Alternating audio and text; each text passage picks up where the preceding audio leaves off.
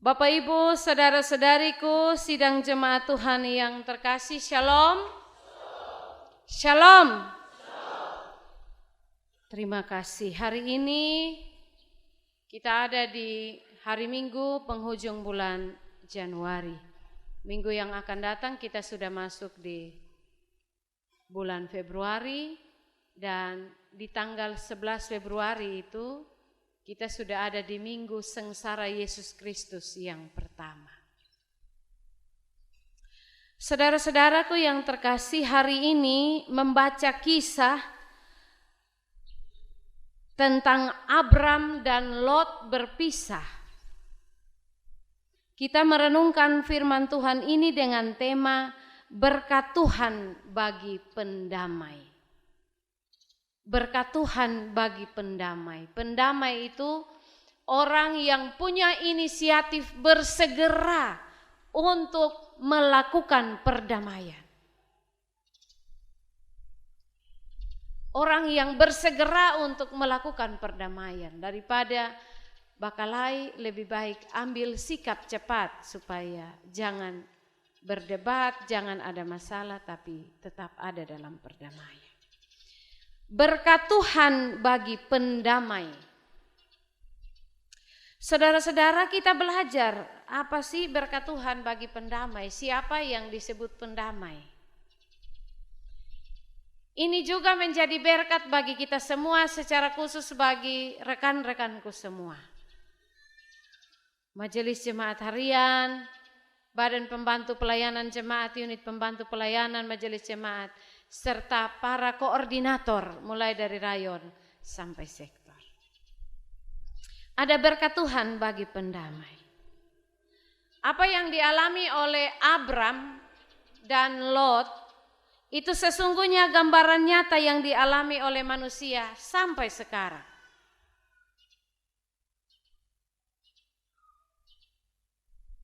Tagal harta benda, kekayaan, tagal warisan, dan semua yang dimiliki, hubungan kita bisa saja hancur. Kita baku dendam, bisa turun-temurun, bergenerasi. Kalau tidak diatur dengan baik, maka orang tua dan anak bisa bakalai. Bisa saling mengabaikan, saling melupakan.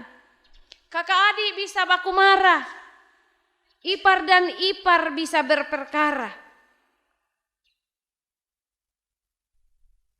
Bapak mama mantu dengan anak mantu bisa bermasalah. Saudara-saudari saling melupakan. Dan seterusnya. Abram dan Lot ini keluarga. Lot itu keponakan dari Abram. Lot panggil Abram om atau paman. Masing-masing dari mereka punya harta benda. Punya orang-orang yang menjaga segala ternak yang dimiliki. Dalam cerita Alkitab tadi dikisahkan bahwa satu saat para gembala dari Abram dan Lot ini mereka bertengkar. Tidak dijelaskan di situ alasan kenapa mereka bertengkar, apa masalahnya. Yang dikisahkan bahwa karena harta milik mereka sangat banyak, sedangkan tempat untuk harta milik itu ditaruh, harta milik itu mereka tinggal, tidak cukup untuk menampung. Bisa saja mereka saling berebut makanan ternak, minuman, air, atau apapun. Intinya mereka tidak bisa sama-sama karena banyaknya harta benda mereka. Saudara-saudariku, pada titik inilah kita belajar hal menarik yang dilakukan Abram. Harus ada jalan keluar. Masalah tidak boleh dibiarkan, harus ada jalan keluar. Harus ada cara untuk mengatasinya. Kalau bahasa sekarang, harus ada manajemen konflik yang baik. Apa yang Abram tawarkan? Cara dan strategi seperti apa yang Abram buat untuk mengatasi masalah yang mereka alami. Bapak Ibu Saudara-saudari, jalan keluar yang ditawarkan Abram sederhana sekali. Tapi bisa mengatasi masalah. Jalan keluarnya adalah mereka harus berpisah. Berpisah dengan damai. Berpisah baik-baik. Mereka tidak tinggal, mereka tidak hidup sama-sama. Tapi mereka harus saling memberi kesempatan untuk masing-masing tinggal bersama harta miliknya. Dan memilih di mana dia harus tinggal. Tawaran untuk mereka berpisah tidak karena mereka tidak saling mengasihi dan menyayangi. Bukan karena mereka ada baku marah, baku musuh. Tidak demikian. Jalan keluar ini sesuatu yang sangat realistis dan masuk akal. Tanah dan padang gembalaan mereka itu tidak cukup untuk menampung mereka semua. Bersama-sama dengan banyak ternak. Masuk akal sekali untuk mereka harus saling mencari tempat. Mereka harus berpisah. Dan tinggal sendiri-sendiri. Saudara-saudariku yang terkasih, jalan keluar atau solusi yang Abram kasih memang sangat sederhana, tapi sangat tepat. Dan untuk tiba pada keputusan ini, dibutuhkan beberapa sikap. Dibutuhkan beberapa karakter. Yang pertama, sikap atau tindakan antisipatif.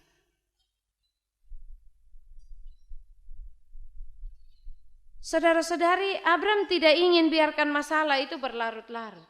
Masalah harus diselesaikan. Dia tidak mau menunggu masalah menjadi besar baru diselesaikan. Sejak awal harus ada cara atau tindakan antisipatif sehingga tidak merembes menjadi besar. Abram ini tipe orang yang suka damai. Tipe orang yang tidak mau hidup bermusuhan dengan sesama. Apalagi saudaranya sendiri. Jika ada sesuatu yang tidak beres, maka jangan tunggu lama-lama. Jangan bersikap acuh tak acuh atau malas tahu. Tapi harus segera di atas. Ini salah satu faktor yang membuat Abram cepat untuk mencari cara atau solusi yang terbaik untuk menyelesaikan masalah mereka. Saudara-saudariku, dalam hidup bersama mau tidak mau, suka tidak suka, pasti ada gesekan-gesekan yang terjadi. Tapi baik untuk kita ingat bahwa orang yang selalu ingin hidup dalam perdamaian akan selalu punya cara untuk mengantisipasi sebuah masalah tidak menjadi besar. Saya ulang. Orang yang selalu ingin hidup dalam perdamaian, dia akan selalu punya cara untuk mengantisipasi sebuah masalah tidak menjadi besar. Berkaitan dengan saudara-saudara yang mendapatkan kesempatan karena dipercayakan Tuhan melalui proses pemilihan. Mulai dari majelis jemaat harian, badan pembantu, unit pembantu pelayanan, dan para koordinator. Tidak kebetulan firman Tuhan hari ini menjadi bagian berkat untuk kita. Tapi taruhlah dalam hatimu bahwa saya adalah pendamai.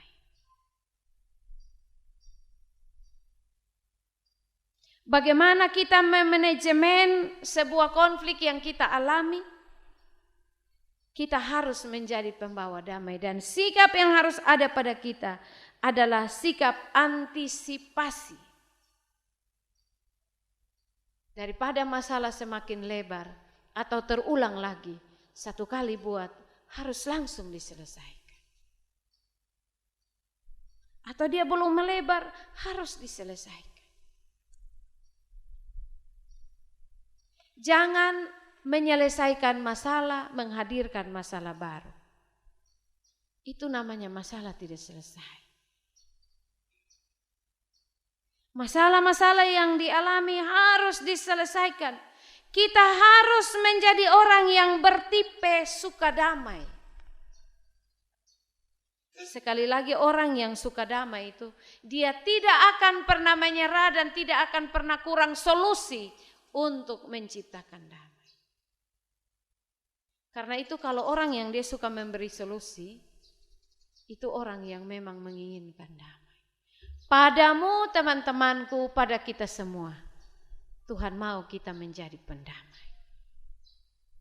Karena itu mari miliki sikap dan tindakan antisipatif ketika kita menghadapi masalah-masalah. Itu poin yang pertama. Poin yang kedua, Abram kasih jalan keluar ini tidak dengan paksa, tapi dengan rela hati. Ia tulus untuk kasih pilihan. Coba kita baca baik-baik. Dia bilang pada Lot, bukankah negeri ini terbuka untukmu? Lu juga punya hak, Lot, untuk tinggal di sini.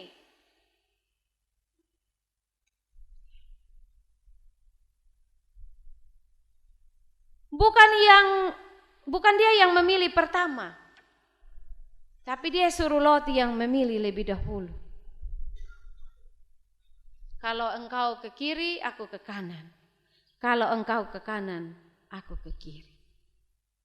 Dengan kata lain, silahkan Lot, engkau yang memilih, engkau mau tinggal di mana. Artinya kalau Lot yang pilih, yang terbaik pun itu bukan masalah bagi Abram.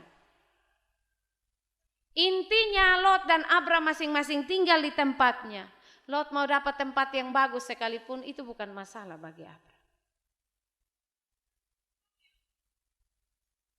Malah dia suruh Lot untuk pilih lebih dahulu.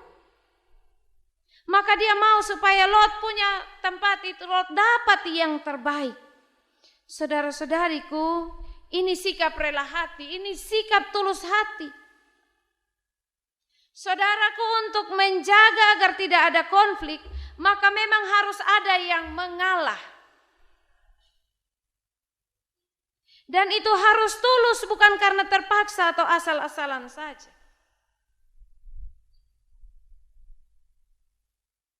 Mengalah itu sesuatu yang baik. Abram lebih pilih untuk mengalah walau dia sebagai seorang om.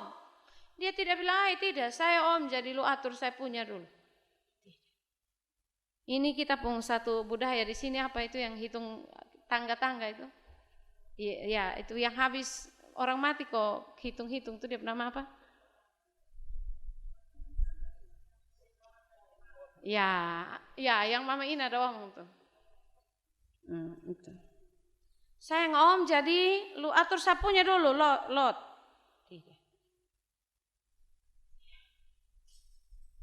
Kita semua pasti nanti akan jadi om.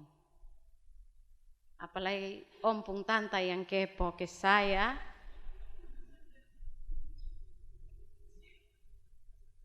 Abram pilih mengalah walaupun dia om. Dia orang tua. Kalau dia mau pikir statusnya, maka harusnya Lot yang mengalah. Dia pilih duluan yang terbaik, lalu sisanya baru kasih Lot. Tapi ini terbalik. Ini tidak dilakukan oleh Abram. Yang Abram lakukan itu adalah Lot pilih duluan. Waktu kami mabim, waktu masuk kuliah, kena ordik nih. Ini kena pelonco dari senior. Jadi kalau jawab salah berarti kena pok di pohon telinga. Tapi itu tidak berlangsung sampai sekarang. Dulu masa kami saja. Kami ada yang siram bunga dengan air ludah. Duduk ke berlutut sampai kapan itu pohon bunga basah dengan air ludah. Ya, tapi itu kisah pada akhirnya membuat kami saling mengasihi. Kakak senior tanya, Nona, kalau lu pung anak 2, kue hanya 1. Lu mau kasih siapa tidak?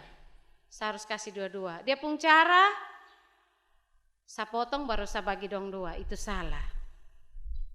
Jadi itu kakak senior kasih jalan. Kalau lu sayang dong, lu suruh yang kakak dia potong. Kan kakak tuh biasa dia mau dia lebih besar toh. Nah, kakak ambil kue satu begini, suruh kakak bilang kakak potong duluan, habis adik yang ambil duluan. Atau kalau adik bilang adik mau potong, nah kakak yang ambil duluan. Ya. Tidak boleh yang potong ambil duluan. Itu berarti dia hati-hati sekali untuk potong, jangan sampai yang ambil duluan tuh dia ambil yang besar. Jadi dia harus potong sama rata. Betul juga ya. Saya coba itu di Vensa jadi, Madi Ian tidak jadi. Ian selalu dia bilang saya harus besar. Ya dalam perjalanan pasti dia mengerti bahwa dia mau ada adik, dia punya adik banyak, harus bagi rata. Jadi kalau mau bagi dua berarti yang potong itu dia ambil terakhir. Itu berarti dia akan sangat hati-hati untuk potong sama banyak. Membaca kisah tentang Abram dan Lot, saya bayangkan hal itu. Tapi ternyata Lot itu tidak Lot itu dia ambil dulu yang bagus. Tapi ternyata kisah yang kita baca itu waktu itu Sodom dan Gomora itu belum dihukum. Dan orang-orang yang di Sodom dan Gomora itu orang-orang yang tidak takut sama Tuhan. Orang-orang yang melawan sama Tuhan. Saudara-saudara, Abram bukan tipe orang yang pikir diri sendiri. Abram bukan model orang yang mau senang sendiri. Dia lebih pilih orang lain ketimbang dirinya sendiri. Ini pun terbukti saat Lot bersama segala miliknya ditawan. Dia pergi dan membebaskan mereka. Hari ini banyak masalah antara orang tua dan anak. Kakak dan adik, ipar kunyadu, bapak mantu, mama mantu, dan lain-lain. Masalah-masalah tidak bisa terselesaikan karena tidak ada kerelaan hati. Karena tidak ada yang mau mengalah. Semua hanya pikir tentang dirinya sendiri. Salah satu tanda perkembangan dunia hari ini yaitu berpikir diri sendiri. Atau dia pembahasa Indonesia bilang individualisme. Hanya pikir diri sendiri. Saya sudah dapat ini, saya sudah dapat ini, saya sudah bikin ini, saya sudah bikin itu. Lu mau bikin kok tidak apa. Memang pada waktunya ada orang yang memang harus diperlakukan begitu. Karena dia tidak berubah juga. Tapi tidak untuk semua orang kita lakukan hal begitu. Dunia hari ini mengagungkan kekayaan, mengagungkan harta benda, menjadikan materi menjadi nomor satu. Saya katakan seperti ini bukan berarti kita tidak lagi membutuhkan apa-apa di dunia ini. Bukan itu maksud. Tapi yang dimaksud adalah jangan karena semua ini lantas membuat kita hanya berpikir diri sendiri. Membuat kita menjadi serakah. Membuat kita tidak peduli pada sesama. Pada keluarga. Pada orang-orang yang berada di sekitar kita. Saudara-saudara yang akan menjalankan tanggung jawab secara organisatoris. Memang tidak mudah kita menempatkan kaki untuk melangkah sebagai pendamai. Ingat bahwa berdebat dengan orang yang lebih muda, mungkin kita bisa bilang, saya lebih dahulu hidup, saya punya pengalaman lebih besar. Tapi kita juga tidak bisa bilang dia tidak tahu apa-apa.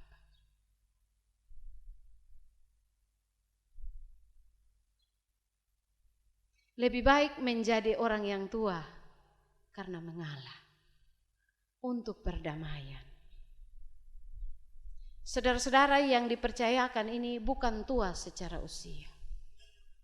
Yang paling tua tuh Bapak Ani. Yang paling muda itu Diaken Ishak. Ishak di mana?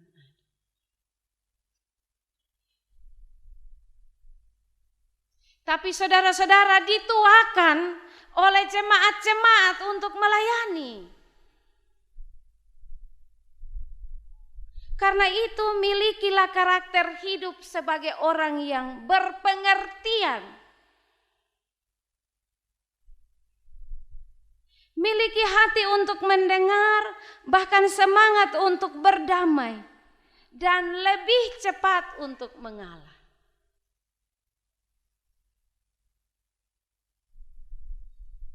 Kita mengalah bukan langsung bilang, yo yang lupung tuh yang benar, jadi nanti baru kita lihat. Tidak. Lot juga dengan Abram tidak begitu. Saudara-saudara, jadilah pendamai. Pendamai yang mengalah, yang tidak berpikir diri sendiri, tidak berpikir keuntungan dirinya, tapi untuk kebaikan orang lain pula. Pada saudara-saudara ada tanggung jawab untuk kebaikan, mulai dari sektor rayon, kategorial fungsional, sampai pada segala bentuk pelayanan dan organisatoris secara jemaat di kantor. Jalankan tanggung jawabmu bukan untuk diri sendiri, tapi untuk kebaikan bersama. Itu hal yang kedua.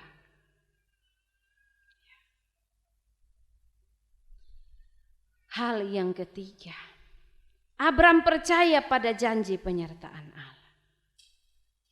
Dalam kisah itu setelah Lot pergi, apa yang terjadi? Tuhan Allah datang bertemu dengan Abram. Tuhan beromong dengan dia. Tuhan berfirman dengan Abram.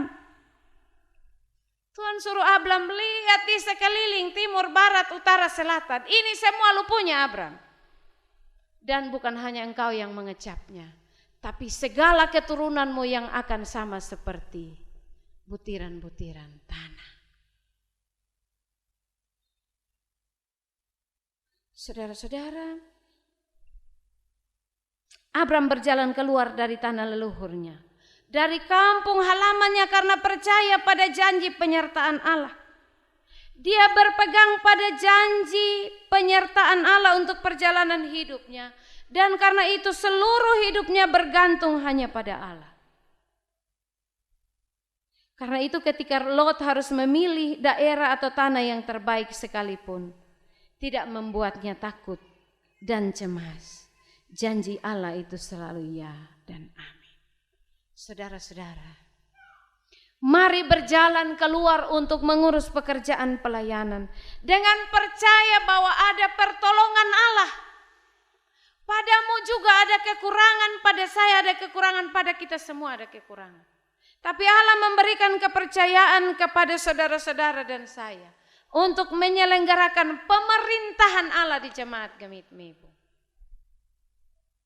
Berjalanlah dalam percaya bahwa Allah pasti memperlengkapi saya. Jangan takut, jangan cemas, karena janji Allah itu pasti. Allah berjanji untuk menjadikanmu pendamai. Makalah teruslah berusaha untuk ingat dan percaya bahwa saya ini pendamai. Dan ada berkat Tuhan bagi orang-orang yang melakukan perdamaian. Itulah Abram yang menerima berkat. Dia menjadi pendamai daripada dengan Lot bakalai. Lebih baik kami berpisah. Berpisah dengan damai. Lot membangun hidupnya sendiri. Abram membangun hidupnya sendiri. Dan ternyata Allah berjumpa dengan Abram. Saudaraku, orang yang sepenuhnya bergantung pada Allah dan janjinya tidak akan pernah terpengaruh untuk melakukan hal-hal yang buruk yang menyusahkan orang lain. Tanda orang yang bergantung pada Allah itu dia tidak mau bikin susah orang. Yang orang supili itu dia punya, saya punya, Tuhan Allah pasti kasih berkat.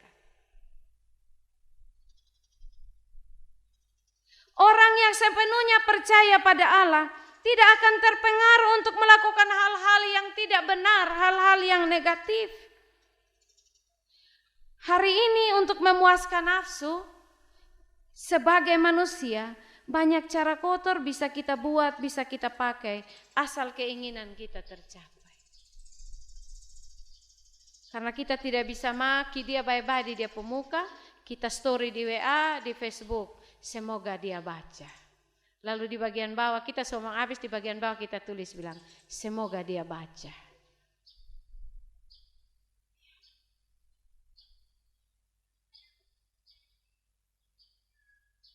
Itu kenyataan kita hari ini. Manusia bisa cari banyak jalan pintas untuk kaya. Bisa cari jalan pintas untuk berhasil, untuk dapat jabatan macam-macam. Tipu menipu, mencuri, korupsi, menjelekan orang lain dan seterusnya. Merupakan jalan pintas yang sering manusia pakai asal keinginannya terpenuhi. Karena itu saudara-saudara, kalau sampai sekarang kita bekerja di itu kantor, pindah-pindah kantor, kok kita masih ada pada posisi itu, tenanglah, diam-diam, itu juga baik.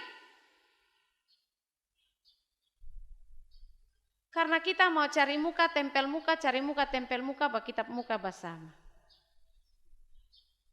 Jadi kalau memang karena berbagai kondisi, mungkin ada orang bilang begini, itu korban politik. Tidak apa-apa. Intinya kita jangan dipecat.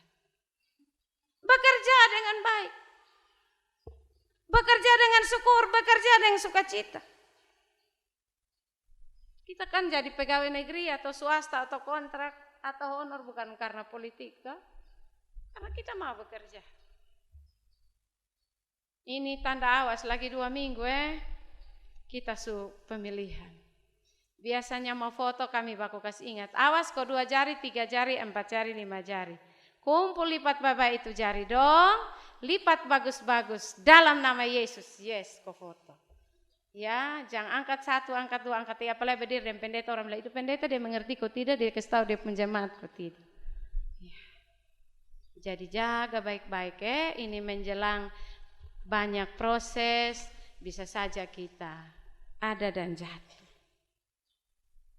Kalau habis pemilihan, biasanya orang mau tahu euforia kita. Yang menang itu nanti dia omong terlalu banyak, dia punya ekspresi beda, hati-hati itu. Itu dia berdiri 1 kaki, kok 2 kaki, kok setengah kaki. Jadi biasa-biasa habis pemilihan sudah, kita pideng doa toh, berdoa baru pilih, pulang siapa menang itu dia yang Tuhan pilih. Saya mau kasih ingat ini KPPS dong. Yang habis pelantikan dasi kupu-kupu. Iya. Bagus, itu sesuatu yang bagus. Kalau orang ajak untuk tipu-tipu, mundur, tak usah terima itu honor. Kalau ada yang mau ajak tipu-tipu, mundur. Jangan cari perkara. Saya juga pernah jadi KPPS. Saya bisa hafal siapa yang pilih mulai dari nomor 1 sampai 1000. Saya tahu dia pilih siapa. Kok saya KPPS nah? Saya tanda tangan nah. Dia tanda tangan baru serahkan. Jadi saya tahu siapa pilih siapa.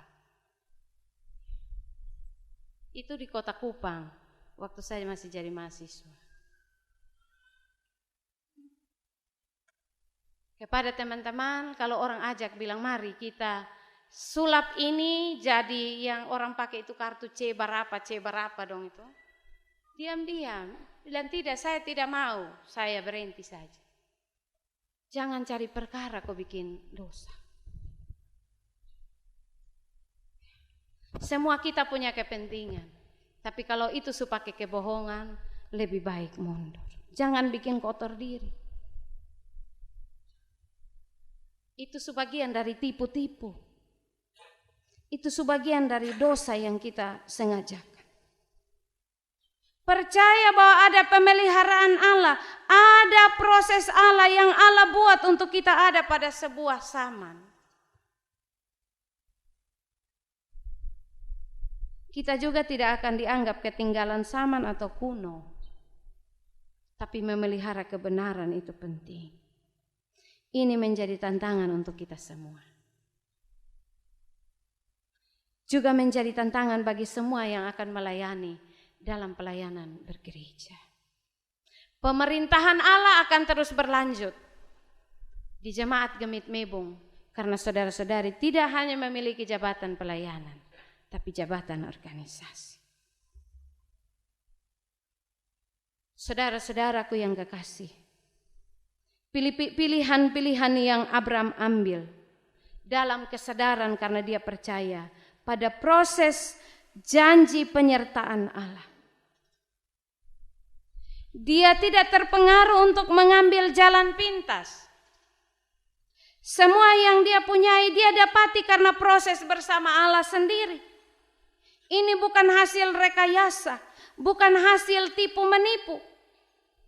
Ini bukan hasil keserakahan pada sesama, tapi hasil dari percaya pada janji dan proses Allah.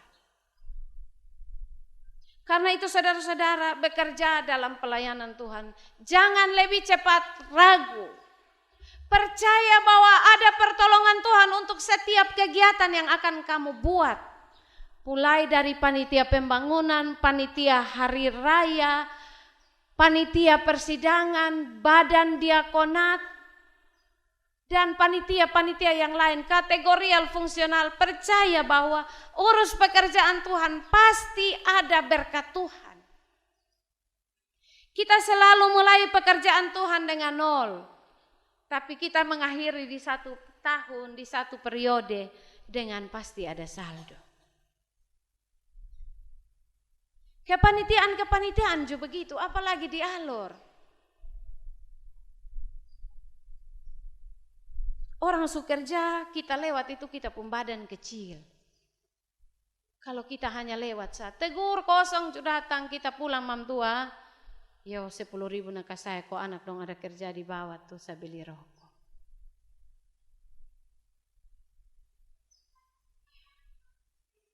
Percaya bahwa akan ada pertolongan Tuhan bagi saudara-saudara dan saya. Dan hal yang terakhir, di atas semua strategi pelayanan yang kita buat, mari jaga relasi persaudaraan. Saudara-saudara, kita semua ini berbeda-beda darah dan asal, tapi di dalam Tuhan kita bersaudara. Jaga relasi persaudaraan, jaga relasi pertemanan, relasi hidup sebagai orang-orang yang penting Tuhan pakai.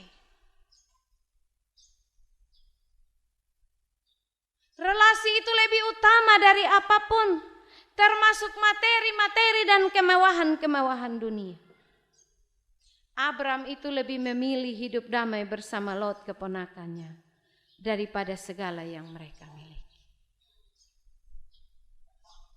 Jaga relasi persaudaraan, saudara-saudaraku. Saya percaya bahwa dalam hal itu Tuhan pakai Jemaat Mebung menjaga relasi ini. Ketegangan-ketegangan kecil pasti ada, tapi biarkanlah ketegangan itu selesai setelah rapat. Jangan kita pulang ada ketegangan-ketegangan lain. Apalagi pulang kok kita sudah cerita proses di rumah, yang di rumah tambah panas, maka satu rumah tidak baku tegur dengan satu rumah. Jangan. Jaga relasi persaudaraan itu. Persaudaraan itu lebih tinggi nilainya daripada apapun. Dari jabatan apapun. Karena itu saudara-saudara, mulai dari majelis harian sampai rayon sektor, jaga relasi persaudaraan itu. Abraham melakukan hal itu hanya karena rasa takut pada Allah. Maka kepada kita, jaga persaudaraan karena rasa takut kepada Allah. Semoga pelajaran baik dari Abraham ini menjadi contoh yang baik bagi kita semua hari.